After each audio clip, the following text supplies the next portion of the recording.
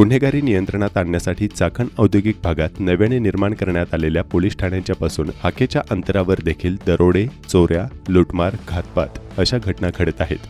त्यामुळे नव्याने निर्माण केलेल्या पोलीस ठाण्यांच्या निर्मितीचा उद्देश सफल झाला का असा प्रश्न सामान्य जनता विचारू लागली आहे। चाकण पोलीस ठाण्यातून विभक्त झालेल्या दक्षिण चाकण पोलीस ठाण्याच्या हद्दीतील मेदनकरवाडी परिसरामध्ये आम्ही इथले भाई आहोत असे ओरडत खंडणीची मागणी करत दहशत माजवणाऱ्या टोळीचा थरार सीसीटीव्ही कॅमेऱ्यामध्ये कैद झाला आहे। गुन्हेगारांच्या टोळक्याने एका व्यावसायिकावर दगडफेक करून जीवे मारण्याचा प्रयत्न केला, चौघांना मारहाण केली आणि दगडफेक केली। भांडण सोडवण्यासाठी आलेल्या काही जणांच्या डोक्यातही दगड घालून त्यांना गंभीर जखमी केले।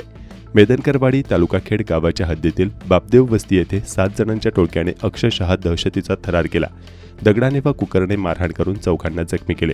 या संपूर्ण परिसरात दहशत निर्माण करत रस्त्यावर असलेल्या दुचाक्यांची तोडफोड करत बसच्या काचाही फोडल्या। या टोळक्याच्या भीतीमुळे परिसरातील नागरिकांनी आपली दुकाने आणि घरे बंद करून घेतली होती। गुंडांच्या या दहशतीने नव्याने निर्माण झालेल्या पोलीस ठाण्यांच्या कार्यक्षमतेवर प्रश्नचिन्ह निर्माण झाले आहे।